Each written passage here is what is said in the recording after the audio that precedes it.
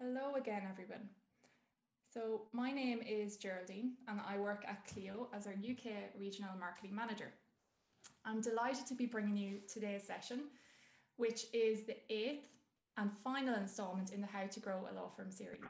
So this series has been running throughout 2022, and it's a series wherein we feature firms who are growing and scaling in unique ways and finding new and inspiring ways of working. For each session, we have featured unique legal businesses for each episode, and we've also honed in on a specific theme so that others can learn and think about their approach to growth as well, and choose which levers of growth that they would like to use at their firm. So for today's session, we actually have a very special session planned. We're not going to feature a law firm, but we're going to feature or a legal service provider if you're not a law firm. We are going to instead feature some of our partner network. So we've asked some of our partner community to join us to talk about the benefits and the challenges when it comes to outsourcing key functions of your firm. So first we have Rachel Toombs, who is a specialist LinkedIn coach and solicitor, non-practicing, from Orion Legal Marketing. Rachel was a practicing solicitor for 15 years.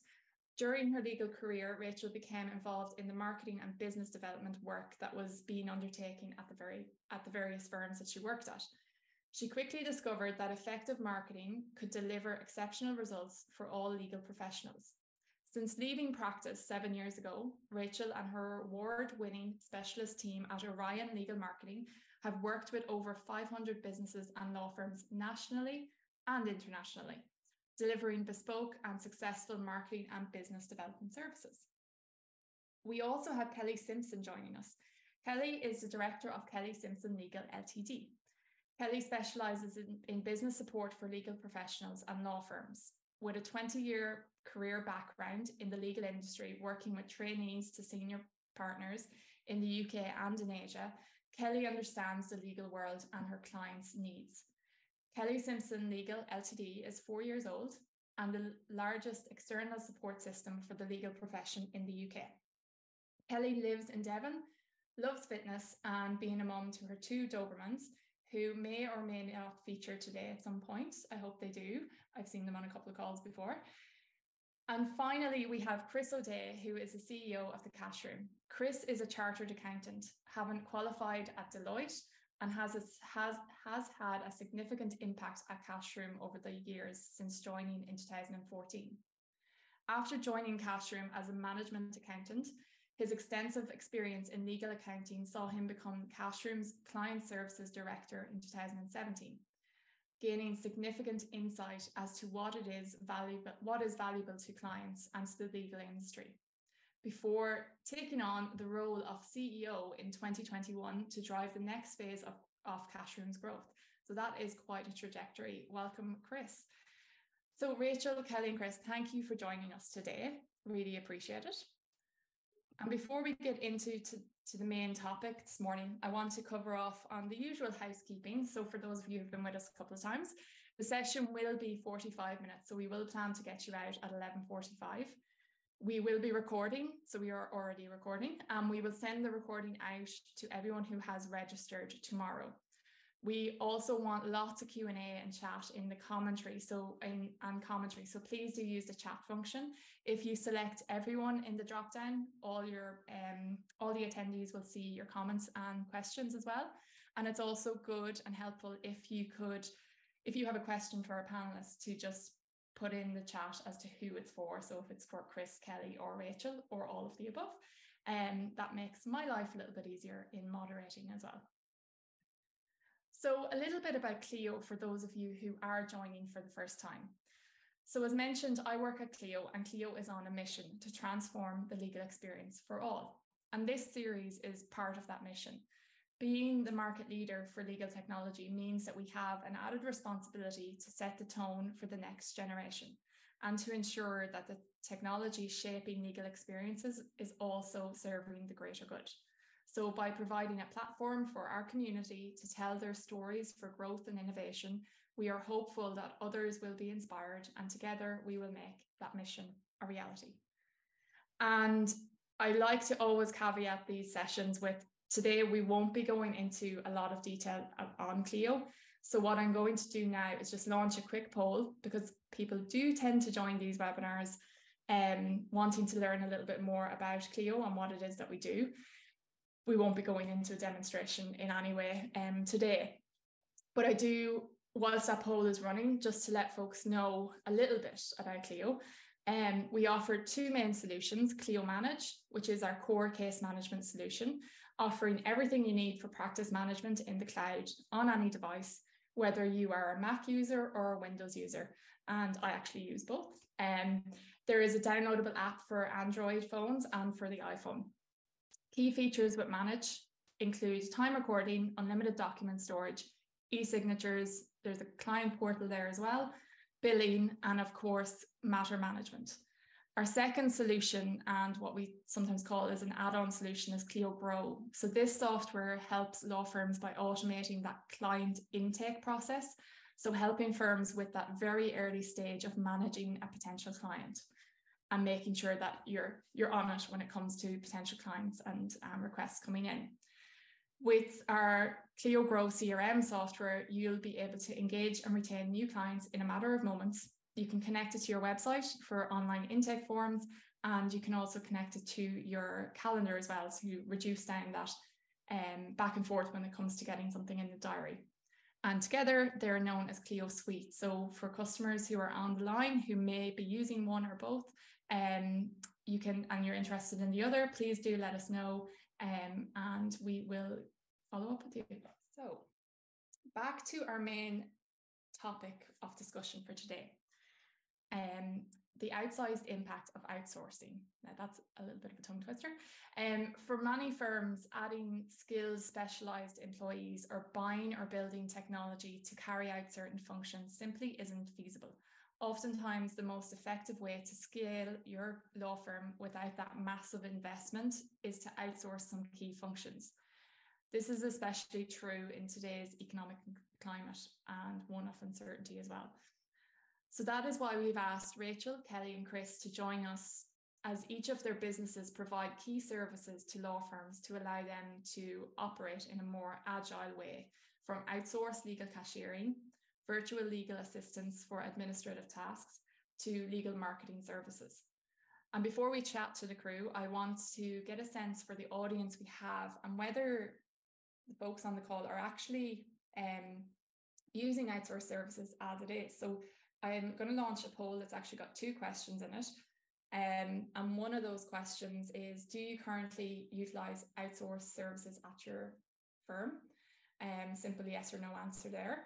And the second question we have is, if you are, what services are you using? And this will help us form, it's just actually of interest as well as we head into our discussion section. But it would be just good to get a sense for what people are currently outsourcing. 76% of people on the call do currently outsource, and 24% don't. And then in terms of what they're outsourcing, so a lot of people are outsourcing legal services, which is really interesting. Cashiering and bookkeeping following that. And then we've got HR. So it's quite a mix. Brilliant. Really helpful. So thank you everyone for taking part there. I'm going to stop sharing that. And now we're going to get into our discussion with Rachel, Kelly, and Chris. So if I could ask you all to unmute yourself, and we will kick off our discussion.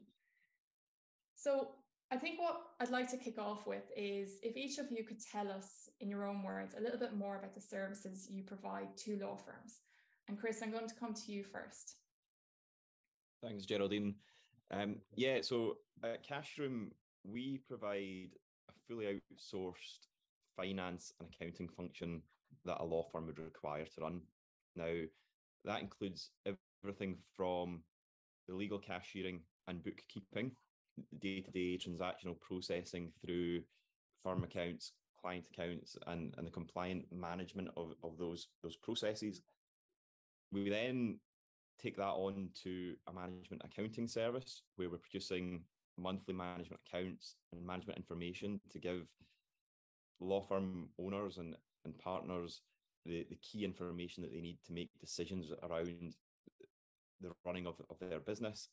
And we can take that all the way up to a fully outsourced finance director level service, where one of our chartered accountants effectively sit as part of board meetings and management meetings with partners on a monthly basis, providing that strategic challenge and strategic input into business decisions from a finance angle.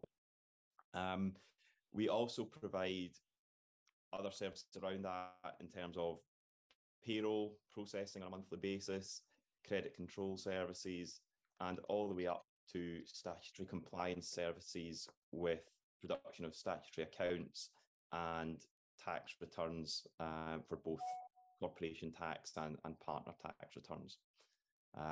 So really our view is to provide that full function that any law firm would need within their accounts department on an outsourced basis. Fantastic. Thank you, Chris. And as you can see from our poll earlier, something that people are using and seems to be a top demand for outsourcing as well. Kelly, I'm going to come to you next. If you could give us a little bit of an overview as to the services that you provide. Yeah, sure. So I'm Kelly Simpson Legal. So I've worked in the legal industry for 20 years. We specialise in supporting legal professionals. So that's sort of from consultant size, so individual consultants through to law firms, mainly smaller to medium sized, that aren't yet at the stage where they're in a position to hire an employed PA. So we help them to scale and grow their businesses by offering services such as client and consultant onboarding. So that might be us going in and like auditing the process that they already have. Most of the times they don't have one. So we'll come in and implement one.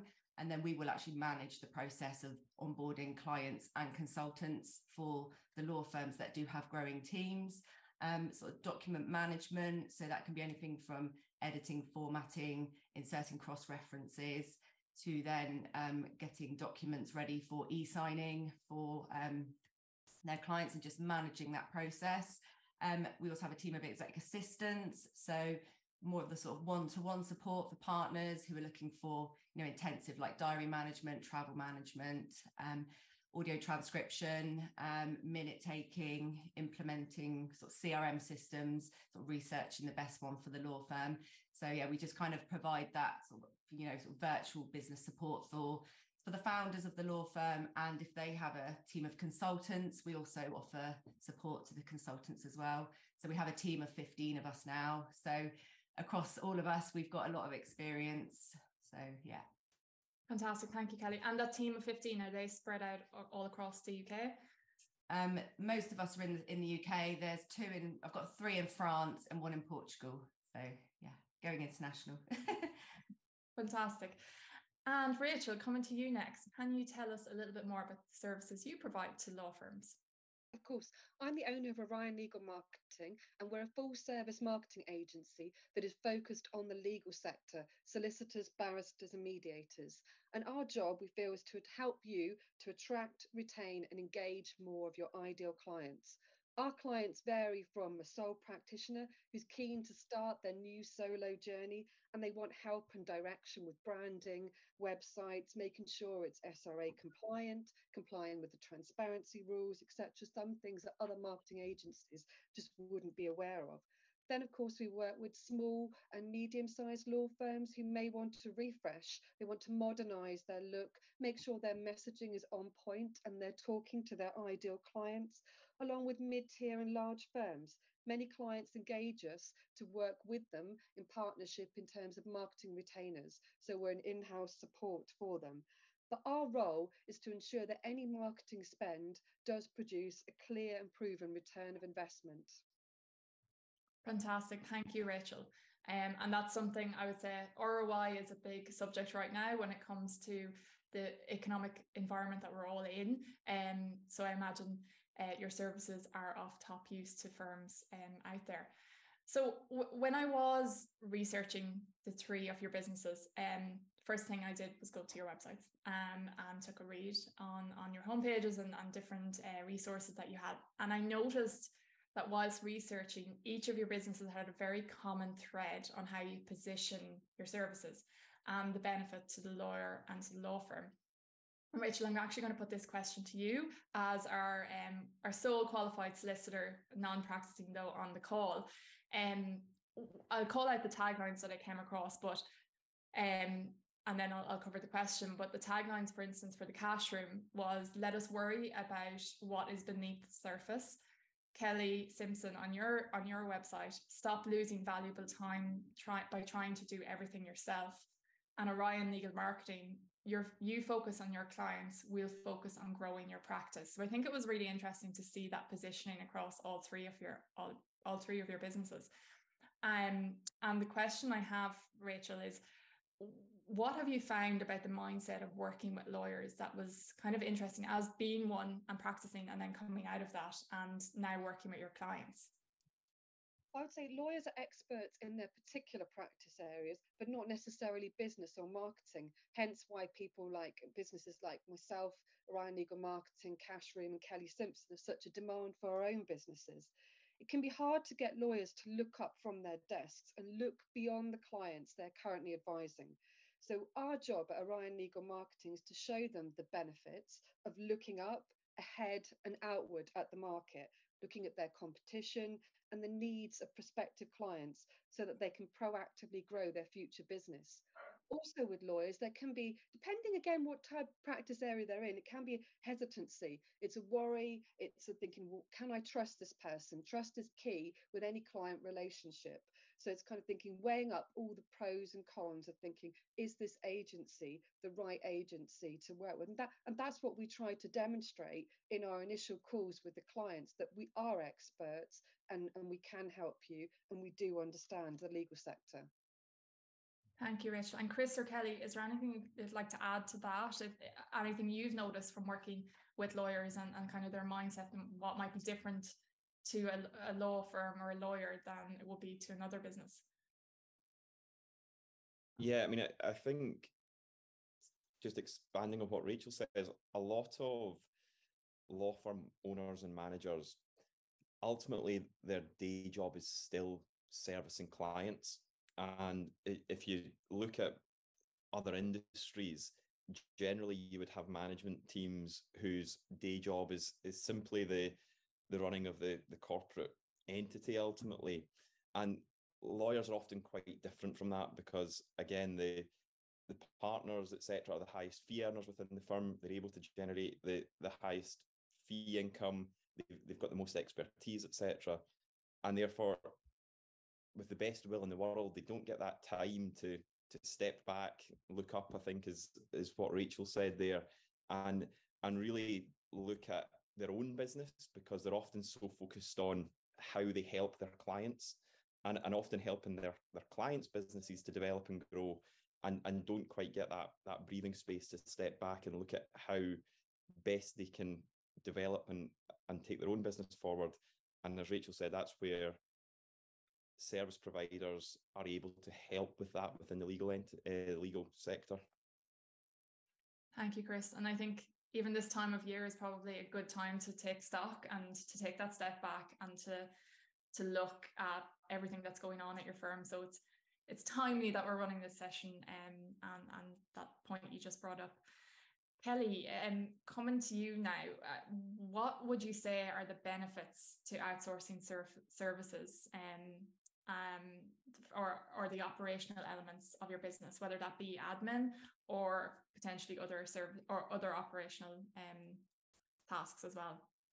Yeah, I mean, for my business, because I've grown a lot. So in the last year, my business has grown 133%. So in order for me to get to that stage, I've had to, I outsource my accounts, I outsource invoicing, my copywriting, website updates, and I've just hired my own virtual PA as well.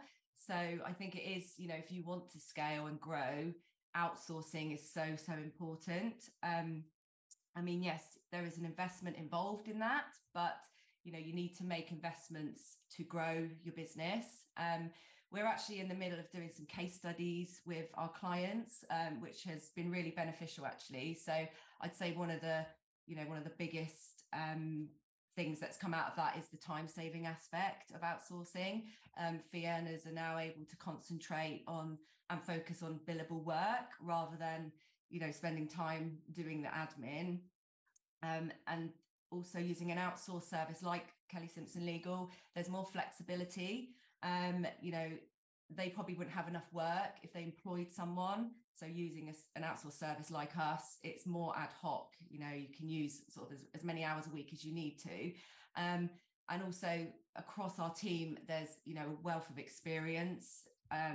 We all specialize in different things. We've got years and years of PA experience. And also one of the other benefits I'd say from the client studies is that they've been able to scale and grow.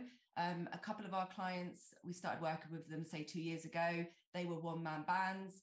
They now have a team because we've been able to come in and support them. It's allowed them to then go off and do those sort of business development tasks, marketing tasks. They've been able to grow, get new team members in. So that's definitely been beneficial. And also it's less stressful for them as well. That was something that came up in the case studies, having us on hand to hand work out to. It just takes the stress off of them. If they've got a 100-page document or the formatting's gone out, they're stressing trying to get that out the door by 4 o'clock or whatever.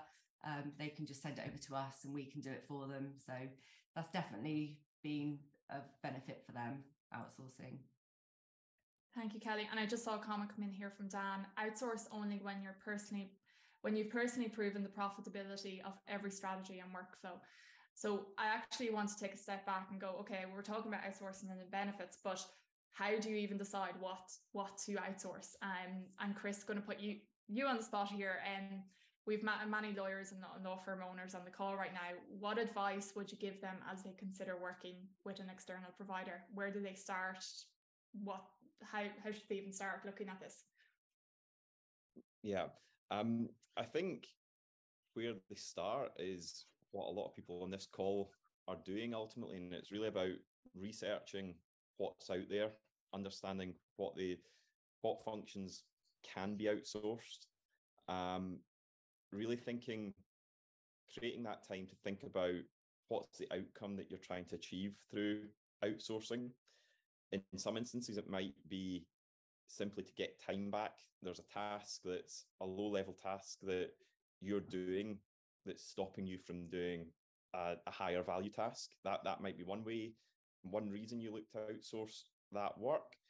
But equally, it might be about expertise. It might be that you're just not the best person to do that task. You're not qualified in marketing or accounting or other aspects. And therefore, it's really about understanding what is the outcome you're trying to achieve with the outsource, and that every firm might be different as to what they're looking for.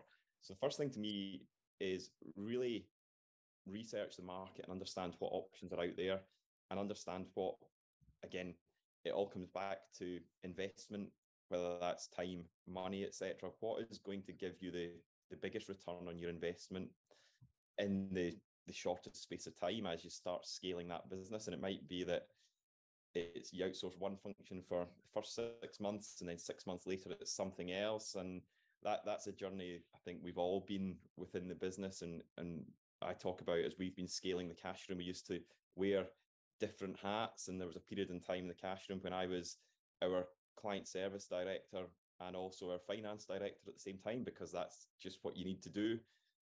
I got to a point where I got fed up of fighting with myself with my two different hats on, and I think that's another. You need that sort of conflict between functions within the business to get that challenge and to drive that continuous improvement. So for me, it's about really understanding what's the return that you're looking for, and how best do you achieve that. And then speaking to others who have outsourced in the past, I think word of mouth and client referrals and testimonials is always a very worthwhile place to go and understand the service that different providers are providing, and how that would work with your own business. Thank you, Chris. And a comment here from Simon. It's a question of capacity and capability. If you haven't got either, outsourcing makes a lot of sense. We have a few questions coming in here actually for yourself, Rachel. So I'm gonna kick off with one question here. What prompts lawyers and law firms to come to you for marketing advice? I guess in word of mouth is, are we saying what or where? That question, it would be a problem, I think, in terms, I often feel like I'm a doctor in the sense that people say, I want more new inquiries, I want a new website. Why do you want a new website? What's wrong? Well, the phone isn't ringing, the emails aren't going. I mean, I can tell you a story where that somebody had a website developed, and unfortunately, the inquiries were going to the website developer, not to the law firm owners. So just check right now go and have a look at your law firm website and check where the inquiries are going. If you're quiet, just check all those processes, because there could be a blip. But normally it's like assessing what's wrong and prescribing and then overseeing treatment to give my clients kind of like a clean bill of health. Now, because my clients range from large national organisations to small sole practitioners, it's my job to look at it and think, how can we fix this? How can we fix the poor conversion rates, maybe the badly performing websites, lack of a social media presence, or just the recognition that marketing and business development needs to be done in order to help meet growth targets. But it's the law firm or the lawyers often just don't know where to start or how to drive it. So they come to us for that clarity to know, hang on, I'm going to make this investment, and it's a big investment for me, but I want to make sure that I'm doing it properly. So they trust us with proven strategies to be able to help them. Thank you, Rachel. And a question that came in here from Amin: which legal services seem to be your most popular amongst clients? So they actually listed SEO, Google Ads, Facebook ads, web design. What's the big hitter right now? What's popular? It would depend. That's almost like it would depend what area of law they want to do. But websites have been very key, because since COVID, it's your new virtual front door. So everything that you do, social media, Google Ads, not necessarily, it could be landing pages, but everything that you kind of do comes back to your foundation. So your website is your foundation. So that's got to look right. Is your messaging? I would say Google Ads are good for most practice areas. But again, they've got to be done. Is the copy, does that read well? Is the messaging, is the imaging, is everything fine in terms of your foundation?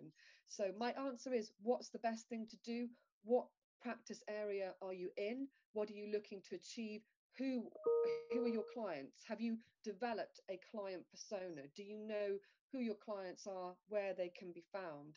So I like to deep delve and then come up with a solution. So there's not a one answer, but definitely websites and Google Ads are very popular right now. Thank you, Rachel. And that's actually something we're seeing at Clio as well. And we've invested in our product when it comes to websites with our Clio Grow functionality and the website tool there as well. But that kind of has come from the client-led change that we're seeing within the legal industry. And that's a whole other subject, but yeah, fantastic. Thank you for answering that. And I mean, I hope that answers your question. Kelly, just coming back again to, we went a little bit of a rabbit hole there, but what questions should law firms ask prospective partners? So we've people on the call right now thinking of outsourcing, or maybe on the fence, or maybe they're in it and they're in the process right now. What questions should they be asking? The tough ones as well. What questions they should be asking if they want to outsource? Yeah, off providers. So off yourself, Chris and Rachel, what would you say to ask?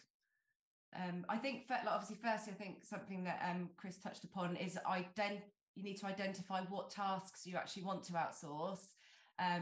So this will help you then find a prospective partner, because you'll be then able to find someone that offers the services that you need.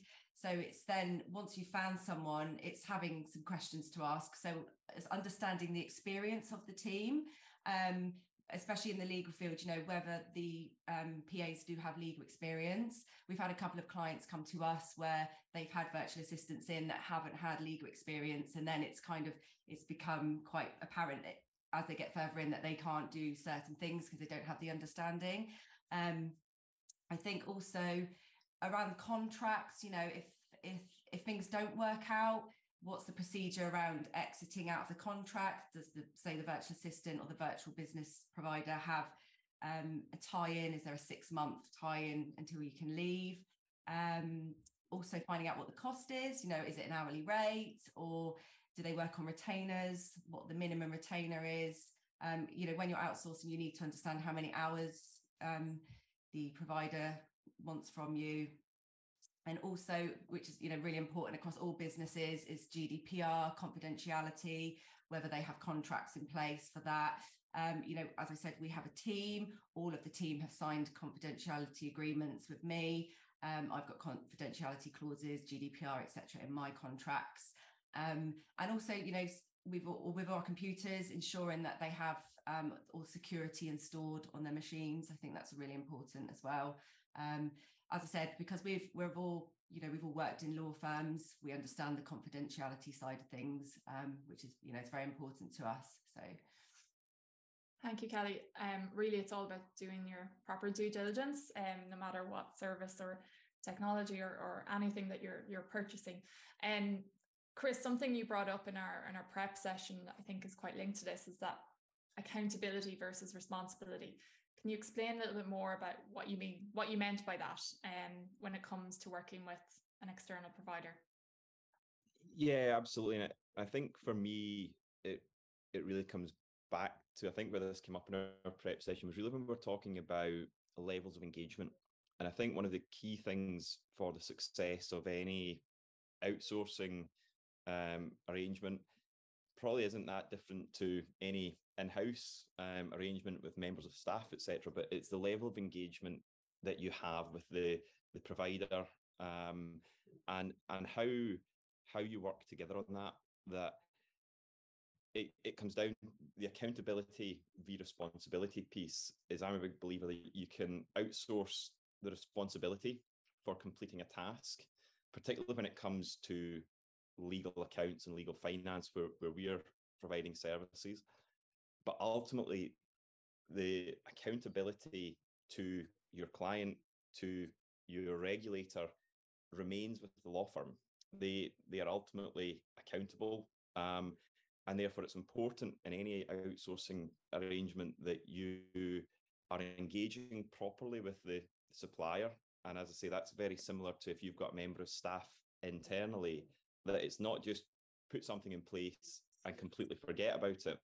You need to make sure you're properly managing the supplier, the same as you would manage a member of staff, etc., to ensure that accountability can remain with you, and that you know that the service you're providing or you're being provided with, and then you're ultimately providing to your clients, remains compliant and remains delivering that service that you need it to do.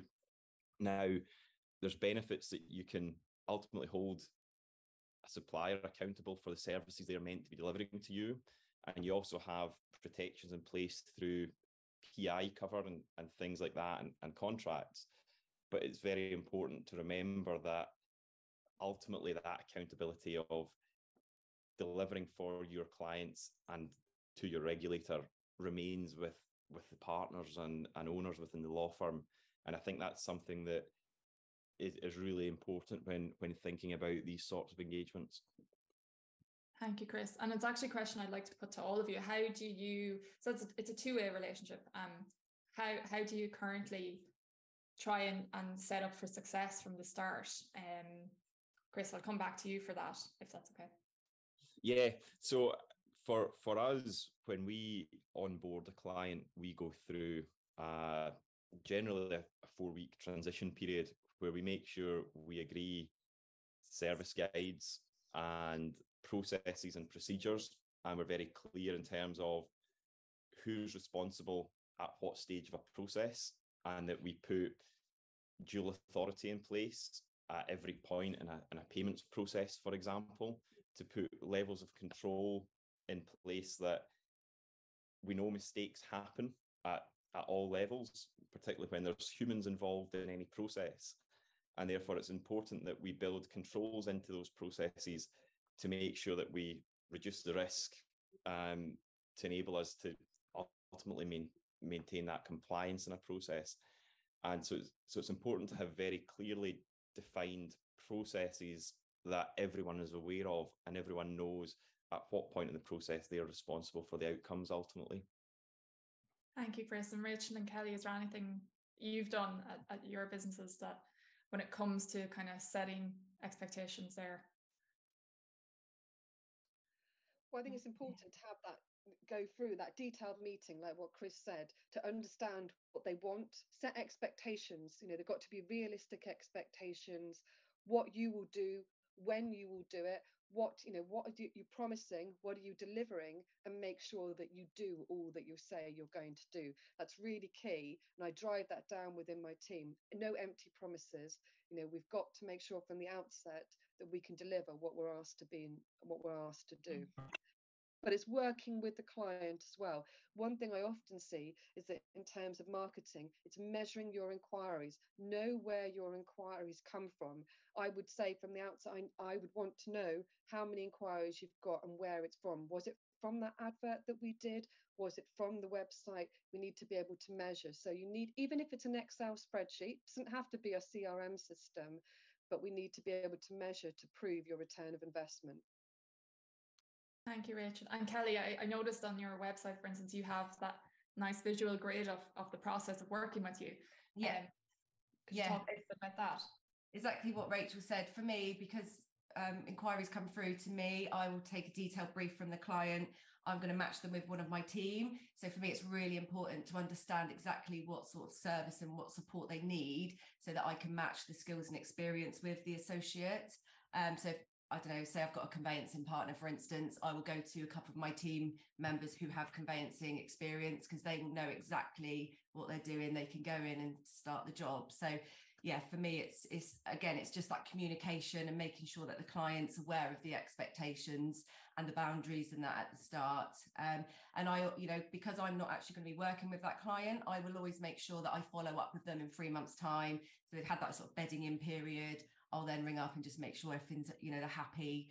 And yeah, that the associate's doing a good job. So it's just, like I say, it's that communication and just always making sure the client's updated. Great. Thank you, Kelly. We have a question in here from Dan for both Rachel and Kelly. Rachel, I'll come to you first on it.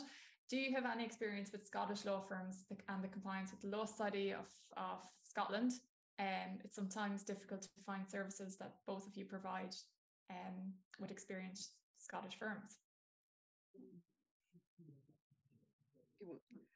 I would say we have worked with some Scottish law firms, but again, I wouldn't say masses of them. So I wouldn't say we are an expert, but of course, as an ex-lawyer myself, I know to look up and learn because we do work with other international law firms. So in America, for example, they have rules on advertising, the same with Ireland as well. There's different rules. So we do make sure that we know what the rules are. Again, that's why you work with an agency like us that understands what should and shouldn't be done on there.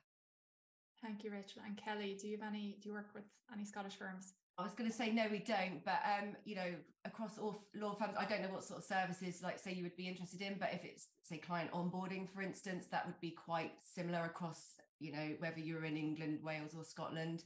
If it was, if you needed document support, that would be the same. So I'm not, we don't work with any Scottish law firms. No worries. Okay, maybe that person might follow up with both of you and pick it up from there. Okay, I'm conscious of time. We've actually only got 5 minutes left. So I am going to quickly run through some last few questions. If folks do have questions, please continue to pop them in. We have somebody here looking for services in Isle of Man, so definitely some opportunity there. Has there ever been a time when you've had to cut ties with a client? If so, can you explain what happened and what you would have done differently? I'm going to put that out there. Maybe not all three of you have an answer, but if anyone wants to come in on that one. I don't mind going first. Go for it, Kelly. Okay, so it's only happened once, but yeah, we started working with a law firm a couple of years ago. I put one of my associates in, thought everything would be great. So it just, I think for us, it was just setting those boundaries and expectations at the start and being clearer on the services that we provide and that we don't provide. So that basically that we don't offer call answering. They started sending all their calls to us.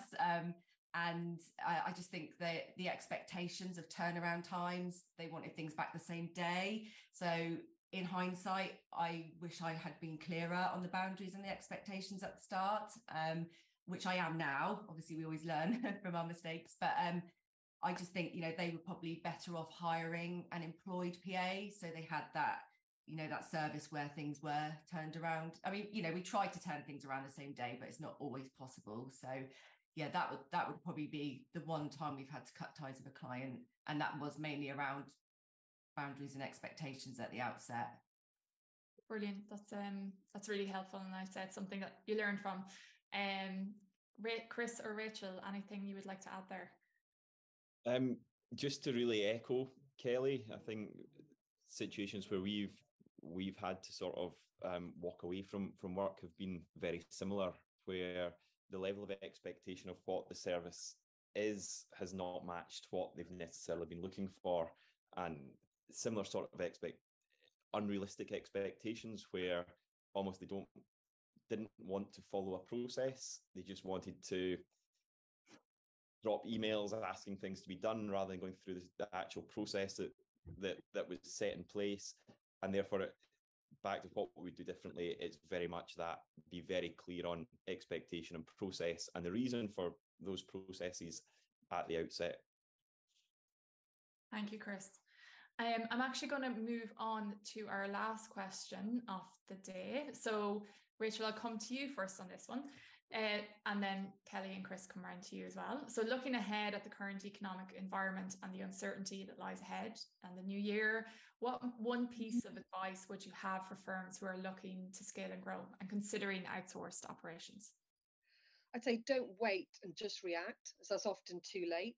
Look ahead now and think carefully about what you might need to do to keep growth on track, and make sure you're well positioned to take on anything that the economy might throw at you. It pays to have a considered plan of action that you can stay agile. Knee-jerk activity is often not the best use of your time or money and won't get you the best results. Thank you, Rachel. And Kelly, I'll come to you next. Yeah, I would say just to go for it, and also to not get too busy.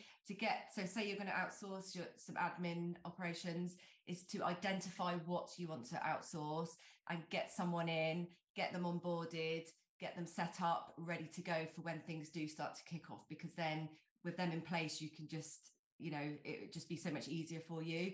I think as well, I did read an article in the Law Society Gazette recently. It was a roundtable article focused around productivity in law firms, and law firms are starting to make sure that the right people are doing the right thing. So it's just, once you've identified what you want to outsource, it's finding that right person to do it properly.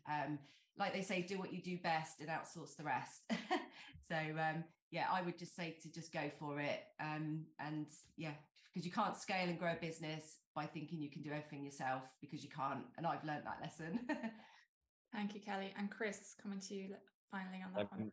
Yeah, I think, again, I agree with everything Rachel and Kelly are saying there, that there's no better time to start than now for me, and really make use of the experts that are out there.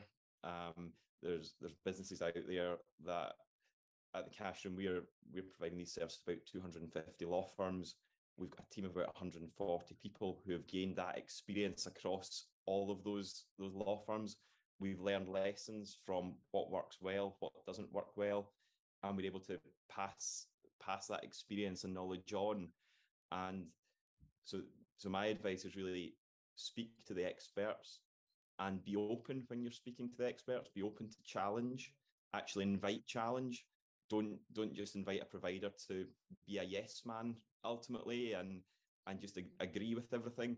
The real value that expert providers can provide is where they're able to challenge strategies, etc., and provide that real value. Thank you, Chris. And before we go, I'd just like to ask folks to do stick around, because we have some special offers and updates from our speakers. But just first of all, thank you to Chris, Kelly and Rachel for taking part today, and all the prep that they did as well in the lead up to the session. I'd also like to mention a quick thank you to Laura Leach, who's been helping out with our chat as well. And because our speakers haven't done enough already, I'm delighted to share that they've all kindly offered exclusive services and some discounts as well in there for the Clio community. My colleague Laura will share some of those details in the chat, but just a quick summary. Cashroom are offering a 10% discount for those for the first 12 months for anyone who inquires with them before January 31st and references Clio and this webinar. So to learn more about that, you can visit their website.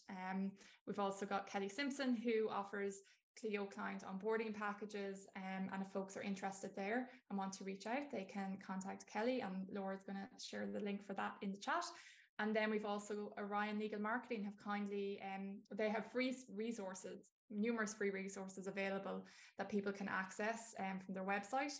And they will also be happy to offer a 10% discount on any of their legal marketing services till January 31st. But you must again quote the Clio 10 for those at the time of inquiry to qualify. So thank you very much. Nice little holiday seasonal gift there for folks, stocking fillers. I'd also like to thank all of our participants from throughout the year. We really appreciate the support that all of these folks have given us on these series and previous ones as well, and other community initiatives. I won't name them all out, they're all on screen right now, but fantastic folks to be following as well, I would say, on social media, real leaders and innovators in their area. So thank you to everybody for taking part. And finally, if you would like to catch up on any episode that we've had in the How to Grow a Law Firm series, you can do so via the Clio website, clio.com/UK/resources. And just a final thank you to everyone for attending today and also throughout the year. I hope you all have a happy and healthy and safe holiday season, and we'll see you in 2023. Thank you, everybody. Talk to you soon.